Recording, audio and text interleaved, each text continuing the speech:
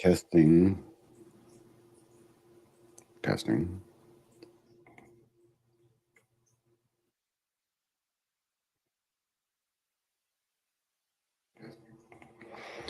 All right. Sound check is good.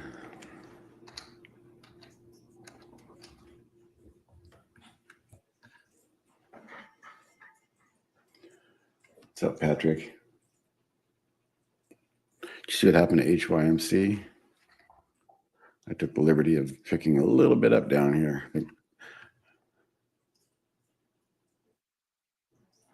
Where's my freaking... There we go. I rode that right there. Got about that much out of it and just took it off my radar and woke up this morning and said, hey, what happened? Yep. So I took about a 1/3 position. Where did I take it? Like right here. So now I'm just watching, see if it can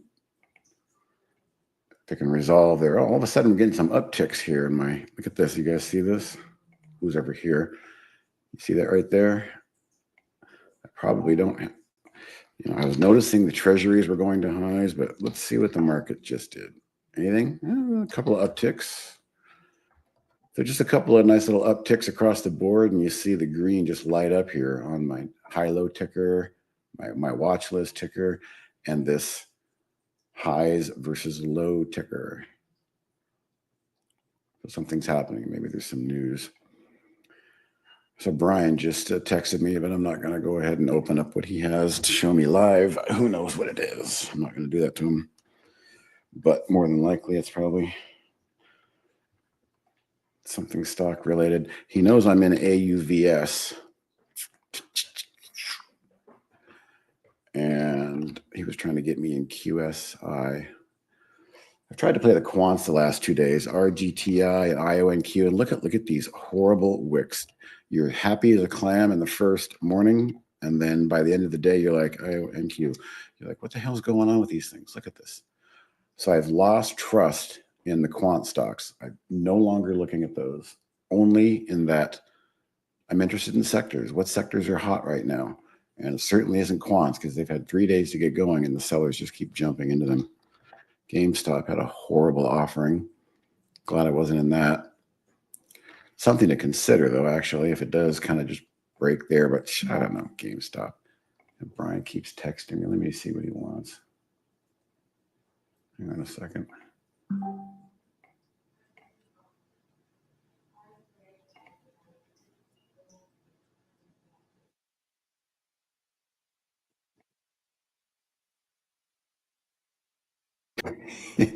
Okay, so he's lamenting the same thing I was. I told you he's in that QSI, and he said, thank God I'm selling someone I can.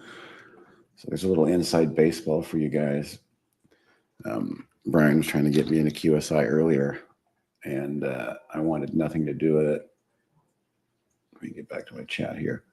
There we go, QSI. And again, like I was just saying, if you just joined, these quant stocks, all of them, no matter which one you were in, they did this, and then they did that. The pullback is ridiculous. Rigotti being probably one of the worst of them. Look at that, these last 2 days.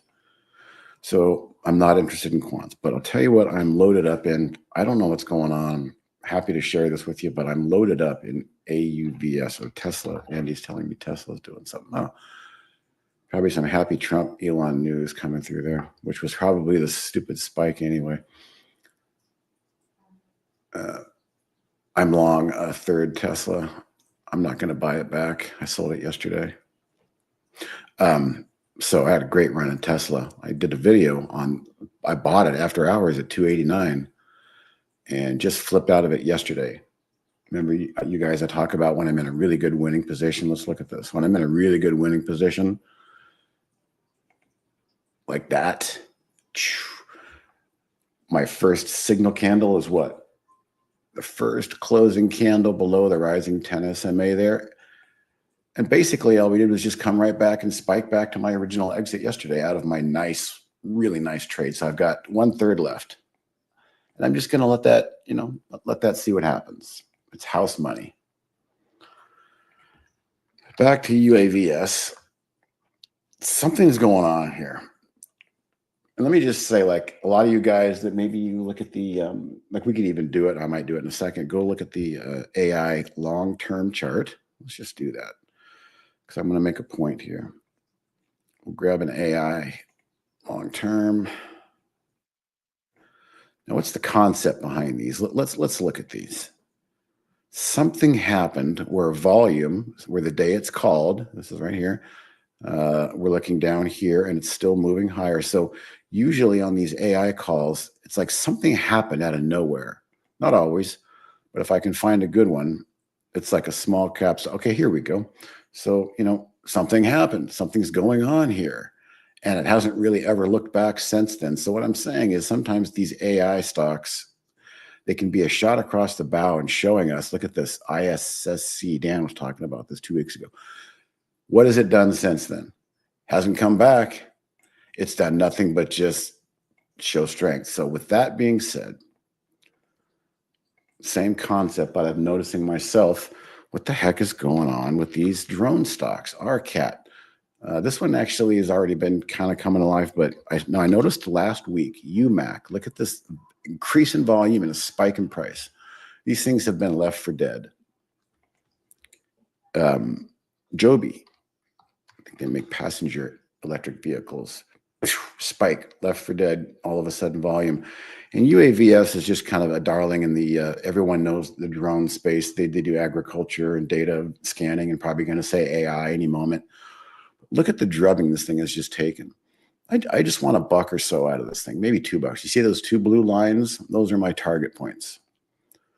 I don't care if it happens today, tomorrow, or Monday, but I'm sitting in this thing. Because where there's smoke, there's fire. Like I was just explaining, when we look back in hindsight, we go, oh my God, look at that. There was a giant volume, something changed. For some reason, a lot of these drone stocks seem to be on the radar of some big players. And I'm not going to sit here and overanalyze why or what or if. I'm just going to sit back and I'm positioned 100%. I've got a good position in this, and I'm kind of just waiting because I've seen this movie before. The stock was left for dead, and all of a sudden, there's something interesting. I don't know. Maybe Congress is getting ready to pass a bill, and all these insiders are buying it. Nancy Pelosi's buying calls with both hands. I don't know. But I'm willing to bet a certain amount, and I'm going to stick around and see what happens. And I'm not going to be impatient. So I don't know if any of you caught me on Trader TV this morning. You can go to Trader TV Live for today's morning live session, and you can scroll forward 15 minutes, and I'm doing a section on short selling. I was talking about short interest and how this is a real short squeeze market, and I gave out a scan right here. I called it pain. It's basically the A table for those of you that have been around, and I renamed it. But what we're doing here is the 30-second elevator pitch version that I talked about on Trader TV this morning. Nothing but high short floats. However, I've added the major layer of our stock composite rating. So I filtered out, 80% of the noise and the nonsense and said, just show me the cream of the crop, meaning which ones have good charts and good fundamentals, but still have a high short float. What other shorts missing here that the longs seem to see? And Groupon was my example this morning, and I'm long Groupon. I'm going to probably add to it. If it triggers that blue line, I might add some more.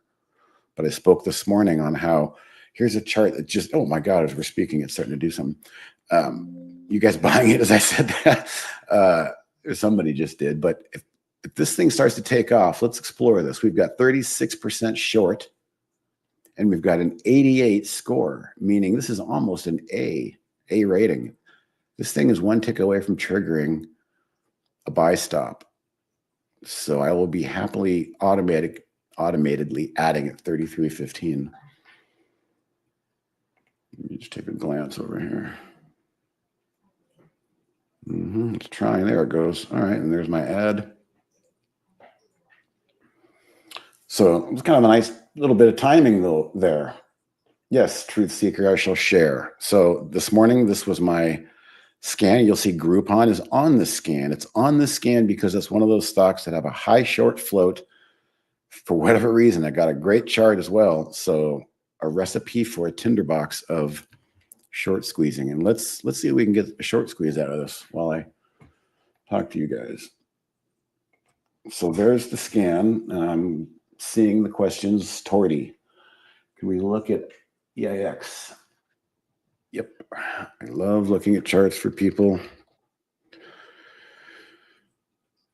Edison International, hydroponic power. So the only power that's been doing really good as of late, as you probably know, are the nano nuke stocks, OKLO, NNE, and SMR. So they're sucking the wind and the energy right out of the room of a stock like EX. However, let's assume that like you're a value player, and let's just see what's going on down here. It doesn't look good at first glance. However, it is testing that low. I'm going to get rid of that thumbnail sometimes because it takes away from what I want to see. So there we go. See, there's that low, and we just tested it 4 days ago. So you've got that going for you.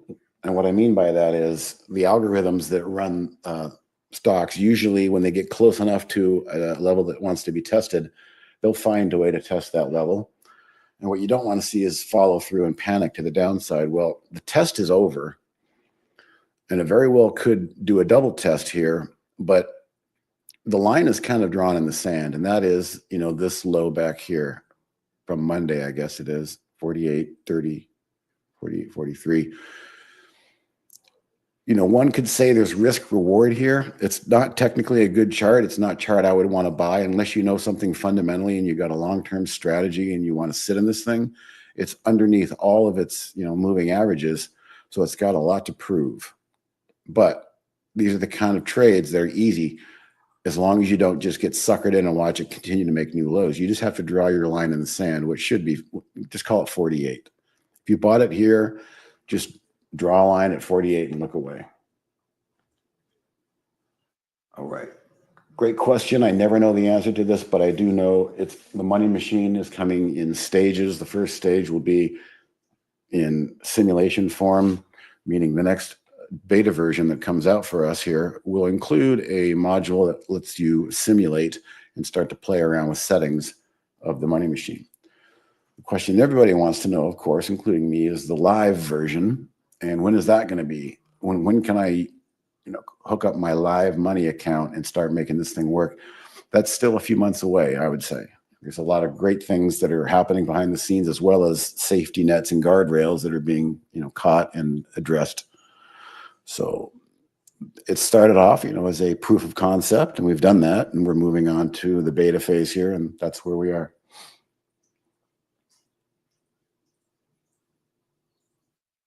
All right, excellent, Tori. I'm glad you got a lot out of that. Now, I know nothing of the fundamentals there, so if you, like I said, if you've got your own theory and your own thesis, go for it.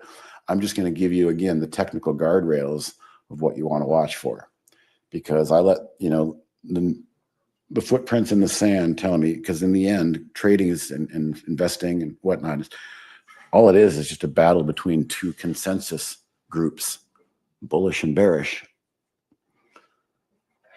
And, you just want to respect, that's the word I'm looking for, the footprints in the sand of what technical analysis is telling us. If it's telling us that 60% of the people are still bearish on one side of the lifeboat, that's the lifeboat's, tipping. So you want to find those points where everybody rushes to the center, and then you start to get that move to the other side of the lifeboat. And you could be there, but the nice part about those charts is, like, again, you have defined your risk. If you want to take a chance here, you know what your risk is, and then you can hopefully quantify your reward. But that's a big company, and that's a big oil tanker. It's probably not going to turn on a dime. Not something I would swing trade or day trade. Let's take a look into my darling for the day and see if I'm getting a little couple green ticks here. And darling number 2. These are the only 2 stocks I'm really interested in today, which brings me to another point. Patrick and you guys that have been tuning in on Thursdays know that I have been in like full hedge fund mode lately, and I didn't. Thank God that was the right move. My swing trading retirement account is at all-time highs. This was they said one of the fastest V-bottom recoveries ever. 1, 2, 3.5, 4 months. Usually these things take a lot longer. And so I feel like we've kind of run out of steam here. And ideally, the most likely scenario is, the reason I have this blue line in here is when this blue line trips, and it probably will, that's going to be my signal to really just clean the deck more so than I have, because I'm not really long and strong. I've been long and strong all the way through. Oops, let me grab my pen. I've been long and strong pretty much all the way through here. But these last couple of days I've thinned out, and I'm just kind of back to day trade, swing trade mode, because we're so close to this. Now, what this market really needs, and what an ideal scenario could be, zoom in a little bit.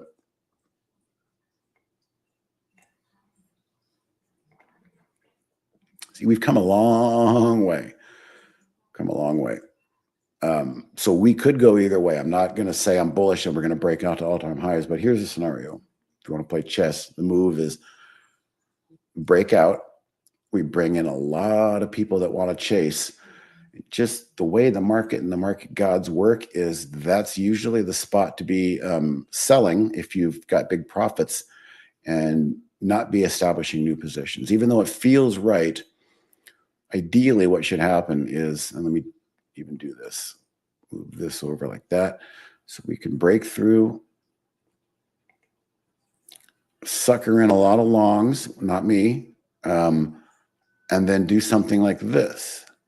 And what do we call that? We call that a cup and handle, or maybe even a little more shallower and sooner, something like that. But I'm fully expecting a test of this level here. And I fully expect that test to be the moment that the market takes a breath. I mean, this market's been in a scary movie for a long while. It's been holding its breath. It needs to take a breath. And then it's got the strength to maybe move higher. That's the scenario I'm looking for. But that's a lot of chess moves down the board. So because of that, all I can do is control what I'm doing today. And that is, I'm in day trade, swing trade mode. I'm no longer in hedge fund mode. All that stuff that was working for me, like Tesla, like I said, I sold a quarter of that. And again, I'll be happy to explain if somebody missed that. This is a perfect example of what I've been preaching to the group all the time. I bought Tesla down here at 289 after hours this day. And I held it, I held it, I held it, I held it. And I say, when I've got my big profit and I want to let my profit run as long as I possibly can, all I do is I sit on my hands and I wait for the first red candle that closes under my 10 SMA. So guess who was selling 3/4 of their position right there? So I still have, actually it was 3/4, not 2/3. I'm in 1/4 left, and I'm looking to buy some back. I might be looking to buy some back down here around 310.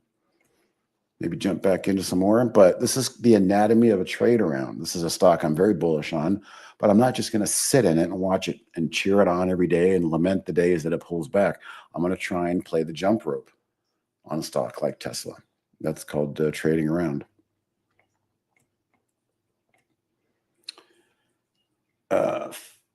Flat top breakout and retest is possible on the Qs. Yeah. That's the most likely scenario, I feel like. And the IWM, the small caps, the guys that I like to be playing in mostly here, look at what they did. They already hit their 200, and that 200 is acting as a pivot. They can't even get back to their prior high, the Russell 2000. So that's another reason. You see that yesterday? I looked at this yesterday and said, I'm sitting in a lot of small caps, so I'm just going to take what I have, maybe leave a couple of morsels here and there to remind me to trade around. Don't get me wrong, I have a few positions, but they're all very small. I came in today 25% positioned, 75% cash. Whereas back here, I was 100% all day long, all weekend long. We didn't look at the SPY, same kind of story in the SPY, macro speaking. Again, we could make a visit. We're close enough in the neighborhood to ring the doorbell and say hello. Maybe we'll get a nice little news. And I got to be honest, guys, also there's some geopolitical stuff that could happen over the weekend that's starting to bother me. So whenever you have a good run like that, you don't just keep pushing. You got to pay yourself You might miss out on the last, tippy top, but in the long run, when you pay yourself and you clear the decks, does wonders for your. You can tear a sheet of paper off and go back to the drawing board and wait for some new setups, and it takes a lot of stress off as well. Are there specific technical indicators that I like to add to trades? Well, basically what you see is what you get. However, I do have this other chart down here for my secondary stuff. Let's put it on a 15-minute. I'll look at this one sometimes. Oops. Time frame. I'll put some RSI on there occasionally, just to see if there's some divergence. And then I've got this trade wave on here, which is a great tool. And then if I want to, maybe I would say, let's look at my UAVS. This is the tool I would say, okay, I'm going to take UAVS. I'm going to turn trade wave off for a second. And let's go to maybe a 60-minute. Now, this is where I'd come in and say, this is where I might use, to answer your question, anchored VWAP. My friend Brian wrote the book on the anchored VWAP. I click that once. I click it on the first active candle there. And I notice that under that time perspective, we broke down a little bit. And so I can at least see that if we do get a push up here, where hopefully we do, that I would expect some sellers at 131. So to answer your question, I will use anchored VWAP on some different time frames. I don't really use TradeWave much, but I fully endorse TradeWave for new traders all day long, because this is just a great tool for helping traders time entries and exits. All it is just kind of moving averages, which I use, but it's using two of them. And then when they cross over, they change colors. So you get this B, okay, a new trader says definitively B, okay, I'll go with that. I don't know when to sell. When should I sell? Oh, should I sell yet? The sell tag didn't come yet. The color's still blue. Oh, here's the sell tag. Okay, now I'm out. And so that's a great tool for new traders. If you don't know how to get to TradeWave, you've got to make sure you've got the browser interface turned on. And you just go to this FX button and turn on TradeWave right there.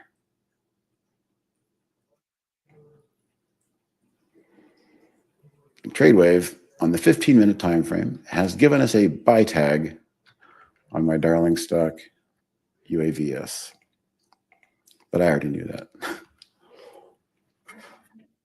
In my mind, anyway.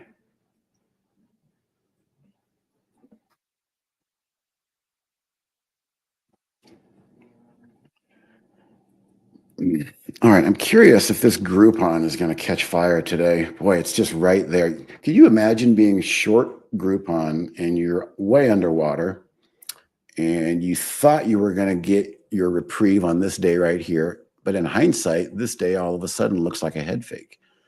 And it almost looks like if you didn't use this day to cover your shorts, you might be in pain. So there's a lot of people I see that are short Groupon. I can imagine them with their fingernails in their mouth, just biting it, saying, please don't break out, because if it breaks out, I already know there's a ton of other people just like me who are still in pain with 36% short the float on a very strong stock. It's been going sideways for a week, more than a week. This was my one chance to get out. This seems like a 5-star to me. I'm not trying to talk anybody into this, but trust me, I have a stop, I'll tell you, at 32.25. I'm not sticking around below 32.25. If it can't use this momentum right here to break out, I want nothing to do with it. And then it's just going to, the shorts are just going to grab it and play with it and bring it back down here to 32. And I don't want any part of that. So I'm willing to risk a little bit.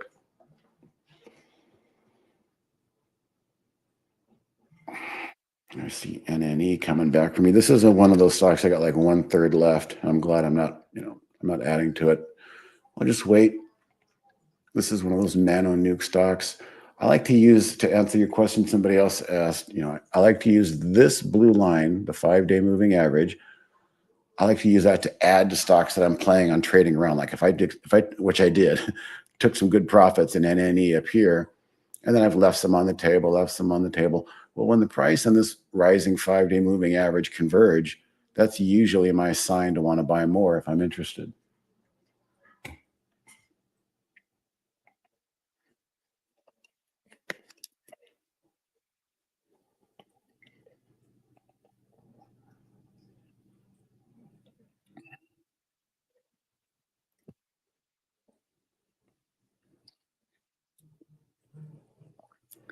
Starting to see some red now. And this is the way the market's been, you guys, for the last week. Some red, then some green. Then you get a midday liquidity hunt where at some point during midday you think there's news, but there's not. It's just buyers drying up. Price has to move down to a level where the buyers are again, and then rinse, repeat. As indicated by this right here. I mean, this is literally been the story. Just a slow grind up. Here's a good example of the 5-day moving average. So yesterday here was that yank down, and there was no news. It was just a liquidity hunt because the buyers were just sitting on their hands and folding their hands and saying, I'm not doing anything until you bring the price down to these levels. I might be interested.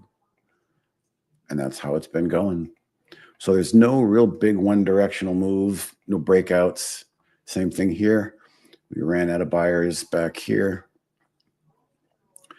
and a big pullback and then a reset. There's where the buyers show up. So the buyers are just showing you that we're here, but we're not really interested unless you pull the price back to the 5-day moving average. Oh, CRDO, Vito. Great chart coming into today, Vito. You see, if you just disregard today's candle, you see how that was a nice gap out of earnings, and then it just had to work that off. 4 or 5 days of perfect selling, and then this was the day right there. It spiked below, and then that wick below and a close above the 10-day SMA after 4 or 5 days of selling. That's my favorite. On an uptrending chart, that's golden. If you actually can catch those and you're watching and stalking a chart like this and you see at the end of the day it's going to close with a wick right at the end of the day like that, that's when you get in. Because if you did that, you actually got a little bit of a gap up the next day. You get a head start for taking the risk. And those pulling back into the pocket like that, those are great charts. Now, if you're asking me to buy it right here, I would say no. You wanted to be a bit more anticipatory on that. And then if we switch to intraday, here's where it all came together. The 5-day moving average yesterday at the close was acting as a bit of resistance, but the first candle today blew right through it. And so, that was a good entry right there. Yeah, scans that pull back to the 10-day SMA. I think I've even got one. Let's see. Pull back to the 10 SMA. Let's go back to this day, which was 610.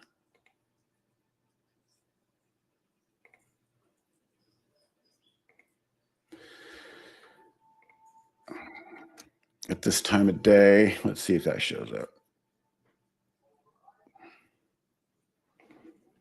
When did that hit lows? About 8:30.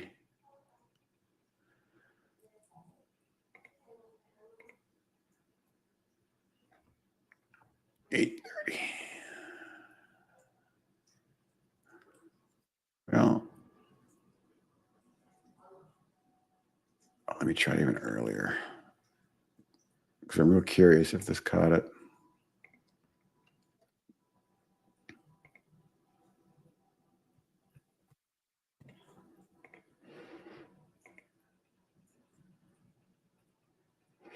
Well, it didn't catch it. I was going through history, so I'm going to go back to now. And I'll show you the now ones.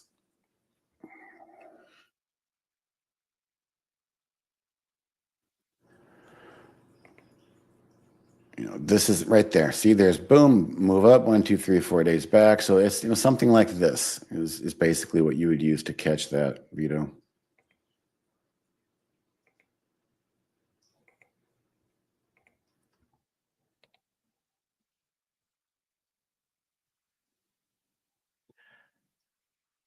Yeah, let's look at that KNW on my short squeezer.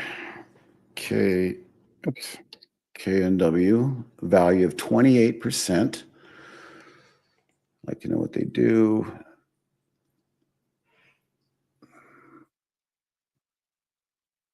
Bio RFID. Ooh, that's scary. Black Mirror. So speaking of stocks coming to life, as I was giving a sermon on earlier, this one definitely came to life here. Probably news, obviously news. A little bit ahead of itself here on the daily, and I got a bit ahead of myself on UAVS, I'll admit, but I've been slowly just kind of adding to it. And up here was a bit too prematurely, so I would say the same thing for that one, which again was what, KNW. Intraday, you've got a pretty good distance between this 5-day moving average. For the moment, I would say for the moment, as long as it holds this right here, this is where it's going to start to come into play. As long as it can hold that right there, you're good. But the minute it breaks down and closes that, like when I took the profits in Tesla, that's when you want to be out, because that to me signals the death of momentum. A 15-minute chart and a 10 SMA on a 15-minute chart, once something closes below that, the momentum that was once before is dying down. And that's what you're seeing there. Now, this one has a small 56 stock composite rating, meaning it's not exactly a great chart. So let's go back to the one I was presenting today on Trader TV, the one that has good short float, but also a high stock composite rating. So that would be ACDC. Not really good timing on that one. Go, my nickname in high school. Not really seeing much there. Groupon. Okay, I'm long Groupon. Just waiting for this thing to maybe squeeze, maybe not. I'm going to readjust that and put that at new highs. HIMS. This it keeps trying, but then gets suppressed.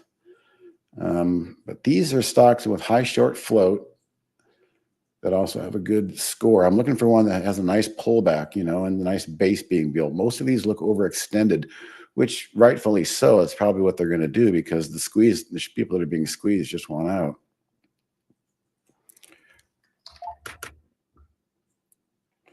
I'm seeing some red come through my tickers anytime I see that. I see a little spike in the red there.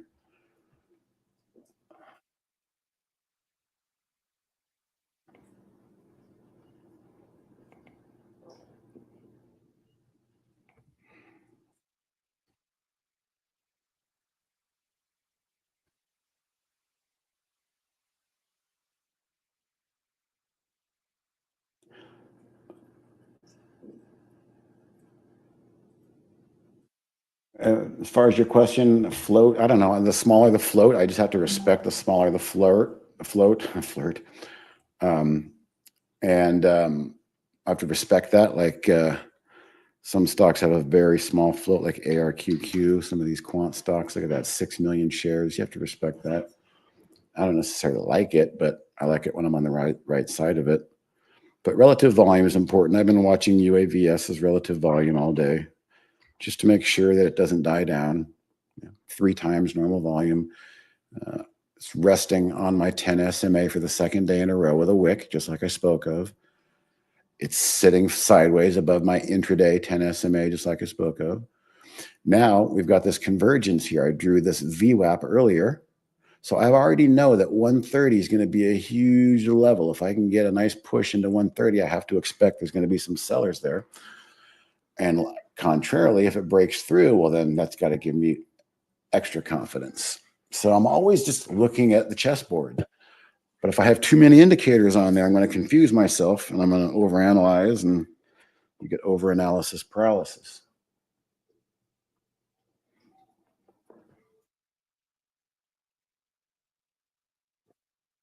Saw a little uptick there. Where did I see that? I saw a little uptick right here in the market pulse. By the way, if anybody wants this, I can give you the market pulse. That's the way it should look. It's just a nice little way to identify real-time breadth, highs versus lows. and it's all preset for you.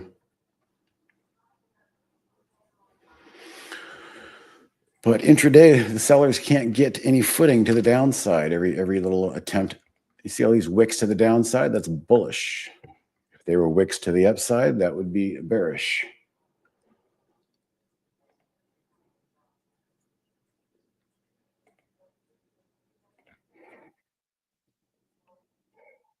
So I'm going to watch this game, and usually after, this brings up a good point. I'm going to bring up here, you guys.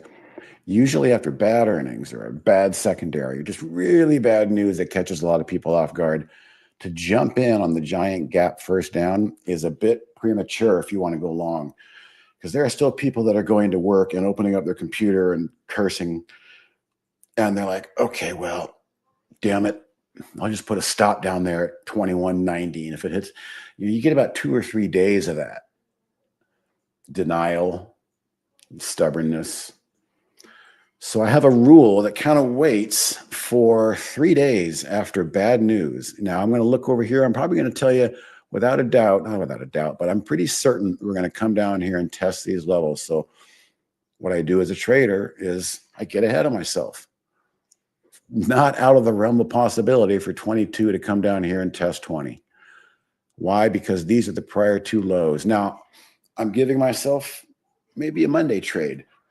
Maybe it has a bad day today. Maybe it has a bad day tomorrow, and people just can't take anymore. I'm not going to risk this going into the weekend. Screw it. It opens up Monday. You get a bunch of stop orders. Get me out. People over the weekend panicked. They put in a good till market, cancel market stop. And then you get a big flush on Monday below that blue line. Guess who's going to be probably buying? Me. So the moral of this story is I'd like to have it, but I'm not buying it today because I'm going to adhere to my 3-day rule. After really, really, really bad news and a gap down, you're going to have complacency, stubbornness, disbelief, denial. They're going to go through the 5 stages of denial. It's going to take them 3 days to do it. That's probably a good way to put it. So I'll be waiting there on Monday morning. If it flushes below that blue line, I might take a really good chance, an opportunity at game.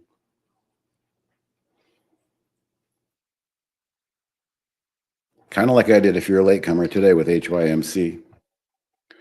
However, I broke my 3-day rule, didn't I? Well, only because I've been kind of bullish of this stock much more than the others. And I only bought a third, by the way. I didn't plunge in. I've only bought 1/3. I'm just watching. And if it closes back near highs and kind of puts a little green wick in here, a green body, I may add a little bit more. But I just broke my rule to the tune of 1/3, not a full jump. Only because I've been watching the stock, and also I've got house money I'm playing. I rode this thing this day, this day, this day. I sold most of it right there.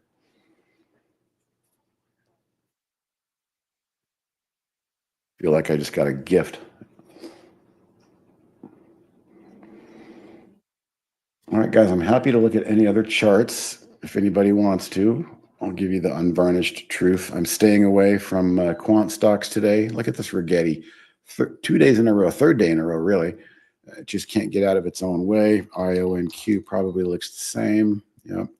QSI probably looks the same for the most part. As I was just explaining, wicks to the downside are bullish, like we have in intraday here, the NASDAQ and the SPYs. They don't want to sell off. They keep wicking to the downside and popping back up like a balloon underwater.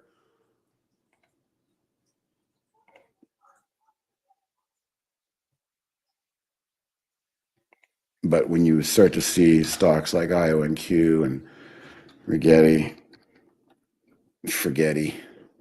Forget it. That's a good name for it now.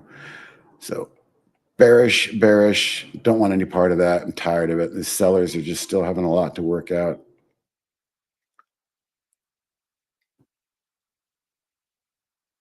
All right, guys, I'll be here another 15 minutes, and then I got to run. And he'll be here tomorrow. He's been really kind of mirroring the same market philosophy I have. took the foot off the gas, and now just kind of getting in and getting out and taking home a lot of cash at night. It's offset any overnight news risk.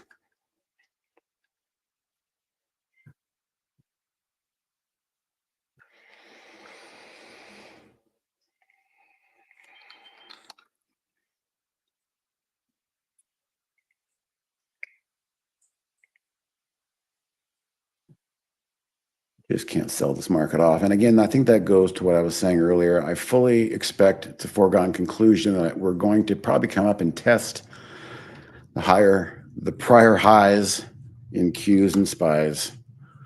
And we're very close in Qs and very close in SPY. But once we hit that and trigger that, that's gonna trigger the ultra amateurs. The, oh my God, why didn't I buy down here at 450? I better buy now before it's too late. And that's just the way the market gods can punish people for waiting too long to take risk.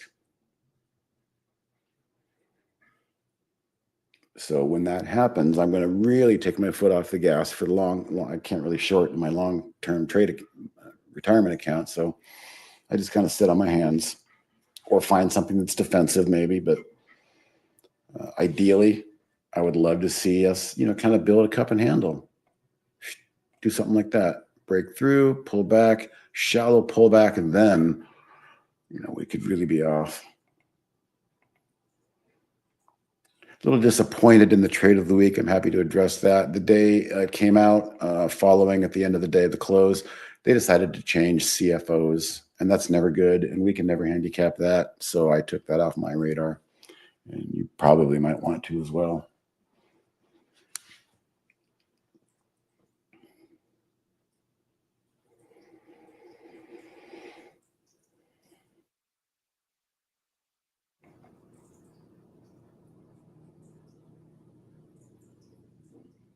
Kind of nice not having the big swings I've been normally having.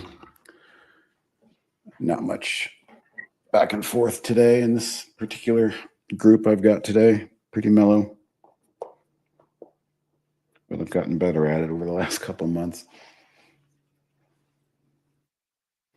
EBAI, there's a stock I've put on the shit list. Talk about a stock that won't go. And I appreciate somebody, I think, I don't know if it was in here. I think it was in a video. They basically let me know they were under a class action lawsuit for some bad pricing of options or warrants or something. I have to assume that's the only thing holding this thing back, because it has trapped me a few days, and so I've given up on it. It's going to have to go without me. And that's a good lesson. People get real stubborn. Your ego gets the best of you. You're like, I'm not going to let that stock go without me. I'm going to be right, or go broke trying. Don't have that attitude, for sure. They're just stupid stocks. Don't marry them.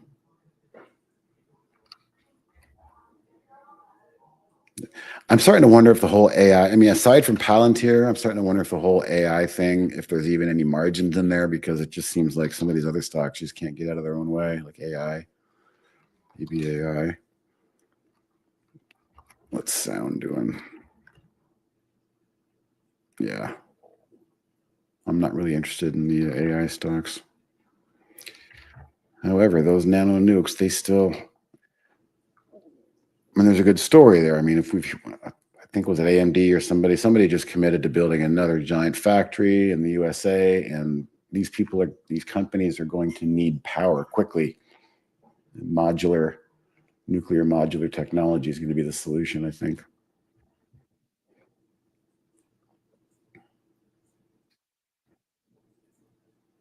UMAX still holding up, and I think that's the most similar to UAVS. Drone, first person. Yeah. So UMAC and UAVS, both, something happened. I'm just going to be the conspiracy theorist and say somebody knows something, and they started telling their friends and cousins and started buying options. And Brian says, price often precedes the news. And that's just a nice diplomatic way of saying there's a lot of shady front running and insider trading going on in the world, but the price action can't hide it. So where there's smoke, there's fire. I hope. I'm just going to sit in this UAVS.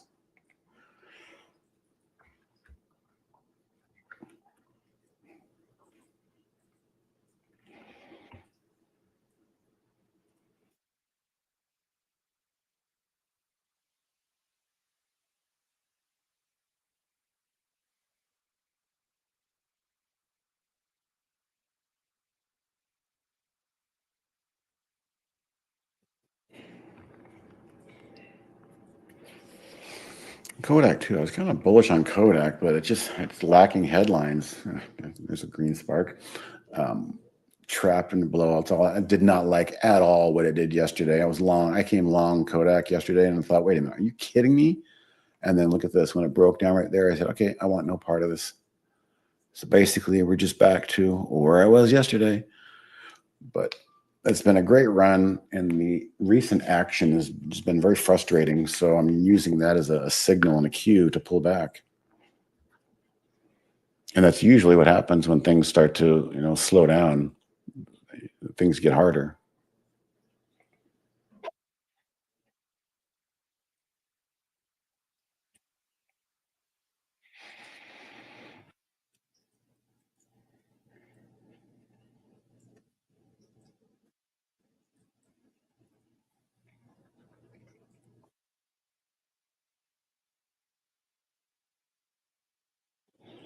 Well, we cannot scan for the slope, which is what you're asking about, a flattened 200 SMA.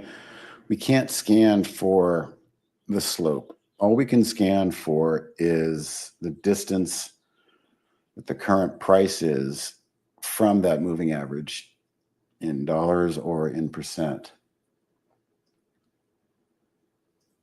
But sometimes, you can use, if you use a 20 SMA and a 200 SMA, you say like, you know, you experiment with those two filters and do what if it's, 0 for the minimum of the 20, but it's 10 of the 200. And you start to just see like, it's not a great science. Trust me, it's kind of sloppy, but sometimes you can just be rest assured that if you use the 10 SMA and the 20, and you say it's 10% minimum above the 20, but 5% minimum above the 10. Well, those two settings right there can pretty much guarantee that both the 5 and the 10 are turning upwards, and the 5 is above the 10, or the 10 is above the 20, excuse me. But you have to back into those solutions, and it's hard. Yeah, we just can't measure that slope, and it's really hard to do. Other than what we have in configure. If you type SMA, you'll see the very first ones here, the crosses. Okay, the period and the time frame, but obviously very limited. But look, here's the ones you're talking about: 20 period cross above the 200. So we can do that on a 15-minute time frame, but and there's some other ones here you can experiment with. So Vito, if you go and you right click and you put SMA, it'll kind of show you all the events, which are these events. You need an A window for that, or some of the filters, the pre-built stuff. And if you have any questions on how those work, you just click the item of interest and then click the help button. And the help button will open up your web page that gives you the documentation and the description on those 220s and how they relate to each other. Yes, the Citadel. That's why you don't use a market order. Those are for people who have a job and then they're like, oh my God, I got to go to work tomorrow. But if this breaks below 28, like everybody else can see, I want out. So they put that order in, they drive to work, and the market opens, and the Citadel throws the bowling ball and knocks all the pins down under 28, steals that guy's shares or that girl's shares, and bounces back up. That's why I never use market stops on the open. I just try to let the open establish itself, what the range is going to be, how bad it's going to be, and then work from there. Otherwise, you're just chum in the shark infested waters.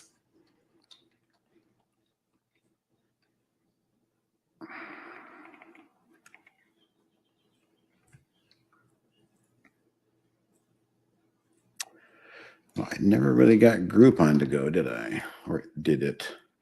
Still a chance. Long day still.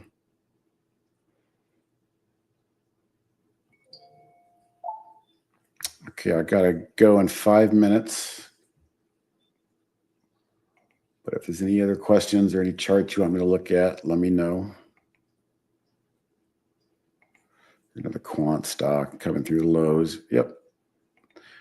No thank you, quant stock. Oh, that one actually, Qubit was the best of the bunch. It actually had the most run, but now it's just in a free fall back down. Rigotti, we talked about that one. Another quant. My charts seem a little slow. So when that happens, I go to account, reset connection a couple times, try and grab a new server.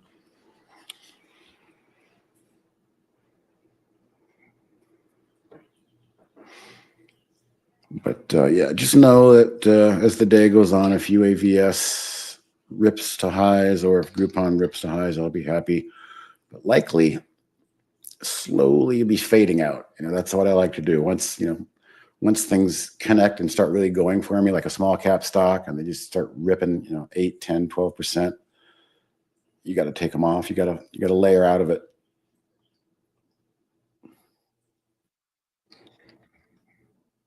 But no interest in taking on really any new positions for me today, any new risk other than what I've already got. Really want this UAVS to go. Most of my attention is on that and Groupon. Everything else, I'm just kind of sitting in small residual size and any residual size. Tesla, residual size, which is a good thing because it's rolling over the lows. HYMC, a very small size, first day after bad news, just to watch and see what happens. Other than that, I don't really have any interest in taking on risk. Tomorrow's Friday.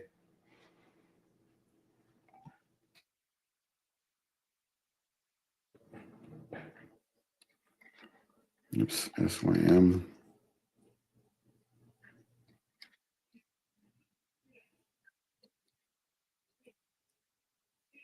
Just a lot of back and forth. It's kind of the way it's been all week. APLD, great entry on the daily chart. What I would do is I wouldn't buy it right here. It's an intraday chase. So sometimes I would just right there and just put an alert in. And if it pulls back and that alert goes off, that's more interesting to me. I just can't justify chasing, 3 green bars like that. It looks great on the daily, though. You did find one that was very interesting. So, I mean, this is the kind, if you can get a nice pullback here around 1250 and get hooked up, that could be the beginning of a 2-day swing trade.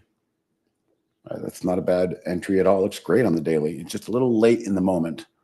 So what you want to do is, again, resist the urge to jump in and chase. If you have to buy a quarter of it, just to do it, fine. But it's a quarter. It's not going to hurt you. But watch this thing come into your glove down here where everybody's panicking on the short term because they chased it and you were the patient one, so you get rewarded. XLB, am I bullish or bearish on this one? This one looks like a lot of other, well, it's because it's an index. It looks like every other index, and it looks like the IWM, in that they both kind of hit the underside of the 200-day SMA. And that is a valid, significant lid. The good news is it's pulled back and it's now trying to come back. If it can make a second reassault on that 200-day SMA, and most importantly, close through it, not wick through it, trade through it in reverse with a wick. But at the end of the day, you've got green peeking its head above that 200-day, then I would be bullish. But for now, I'm neutral because, the troops have hit the wall of the city and they're just pulling it back, trying to find the weak spot. So you got to sit back and wait and see if they do break through. Is it a fake breakout where at the end of the day it reverses, or does it close on highs? But this looks like every other index to me right now, and this is a good place to end. This is why I'm in day trading mode. We are at the very tip of prior all-time highs. Anything can happen up here, and it's a tough place to put on a lot of new risk. So I'm just being very nimble. I'm not bullish or bearish. I'm just being very nimble. We'll call it that. All right, everybody. With that said, I got to run. Andy will be in tomorrow. Same style of trading as me. Sometimes we're in the same stocks. So you've got him for an hour tomorrow to help you with anything you might need. Info@trade-ideas.com for help. And I'll see you next time. Bye.